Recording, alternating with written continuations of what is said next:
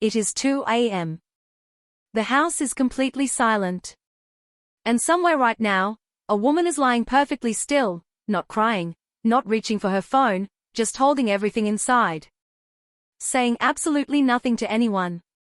There is a specific kind of woman who goes quiet when she is hurting the most. Not because she does not feel it. Not because she has nothing to say. Because something in how she is built works differently than most people have ever stopped to understand. What looks like distance is actually something much harder to name. What looks like emotional unavailability is actually a woman deciding, in real time, who has earned the right to witness what she is carrying inside. That is not coldness. That is discernment. That is a woman who has learned through real experience that not everyone who asks to see her pain actually knows how to hold it. What looks like shutting down is actually a woman going somewhere deeper. She is not closing herself off. She is moving to the only place that feels honest right now, and she needs to be there alone. That is not emotional withdrawal. That is the most honest thing she knows how to do in a moment when honesty feels like too much. It is a form of care that most people never recognize as care at all. What looks like giving someone the silent treatment is actually a woman protecting a conversation she is not yet ready to have. She would rather carry the silence than put down words she cannot take back. That is not punishment. That is precision. A woman who understands the weight of what she carries and chooses not to set it down carelessly in a space that is not ready for it. What looks like being emotionally unavailable is actually a woman being deeply present, just not in a place you can see. She is available. Just not to everyone. Just not yet. That is not a wall. That is a door. And the difference between those two things is something only the right kind of person stays patient enough to discover. Researchers who study how people process emotional pain found something that changes how you see her silence entirely. Her going quiet does not mean she has disconnected. It means she has gone somewhere that words alone cannot follow. Her nervous system does not slow down when she goes silent. It accelerates. The quiet is not an absence of feeling. It is a system under significant pressure doing exactly what it was built to do. More than 3 out of 4 women who describe themselves as emotionally sensitive say they move almost entirely inward when the pain becomes too heavy to hold visibly. They are not feeling less than others. They are containing more. Psychologists who work with this type of woman have noticed a consistent pattern across years of conversations with her. She often feels the impact of something in her body several full seconds before her mind finds the words to name what just happened. Around 67% of women who respond to emotional pain with silence report that their body registers the hurt before their thinking mind has caught up to it. The silence is not numbness. It is the space between feeling something and finding language for it. And that gap is not a flaw. That gap is where she does her most important work. That gap is where she decides what this moment means and what it actually deserves from her. She is not difficult to love. She is only difficult to understand if you have never learned to sit quietly beside someone and let the silence carry what words are not yet ready to hold. If this sounds like you, comment ONE. If you think it is more complicated than that, comment 0. Either way, I want to know where you stand.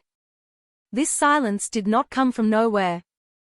At some point, earlier than she clearly remembers, she discovered that speaking openly about her pain came with a cost she was not always ready to keep absorbing. Maybe she was told she was too sensitive. Maybe the person she most needed to understand her responded to her hurt not with presence but with impatience, teaching her quietly that her feelings were something to manage, not something worth hearing. Maybe she spoke up and was dismissed. Maybe she spoke up again and was made to feel like the problem. After enough of that, a person does not stop feeling things. They simply stop announcing them. So she adapted. She stopped bringing her pain into rooms too small to hold it. She built something interior. Something private. Something no one could enter without her permission and no one could minimize. She does not wait for permission. She does not need someone else to confirm she handled it correctly. She already knows. That knowing was not given to her. It was built one difficult moment at a time.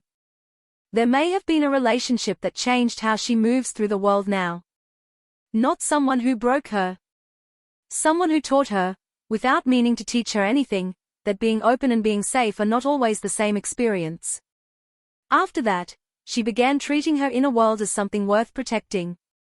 Not from everyone.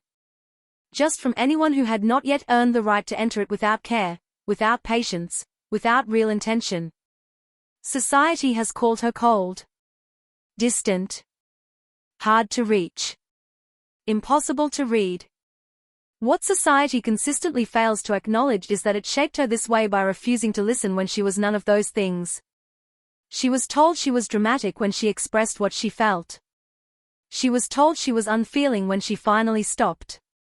She learned slowly and quietly across many small moments that the room was rarely asking for the real version of her. So she chose the version that cost her the least to protect. Not because she stopped caring. Because she cared enough about herself to stop performing emotion for people who would not have known how to receive it. What she holds in that quiet place is not emptiness. It is everything she chose not to waste on someone who would not have understood what they were being given. She knows herself. Not in the clean and easy way that books describe. In the deep, and way of someone who has sat with the hardest parts of herself long enough to stop being afraid of them. That kind of self-knowledge does not come from reading. It comes from staying. Staying present with what hurts. Staying honest about what it means. Staying whole when something tried to pull her apart. She has earned her own respect. Not because anyone handed it to her. Because she showed up for herself, quietly and completely, during the exact moments when almost no one else showed up at all. You are not too much. You are not too sensitive. You are not broken and you are not difficult. You are a woman whose quiet is one of the most powerful and most misunderstood things about you. You are a woman whose silence is not a gap in what you offer to the people around you. You are a woman whose depth is not a flaw in the design. It is the design. Your quiet is not your weakness. The people who have labeled it that simply do not know what it feels like to stand beside something they cannot immediately explain or comfortably hold. And here is what matters most. The right person will not need you to perform your pain for them. They will learn the language of your silence. They will sit inside it with you, and stay. They will not call your quiet cold. They will recognize it for what it actually is. A woman who chooses carefully. A woman who trusts deeply when she trusts. A woman worth every moment of patience. Your silence is not a gap in who you are. For the right kind of woman, it is exactly where everything worth building begins. Save this for the night you forget what you are actually made of.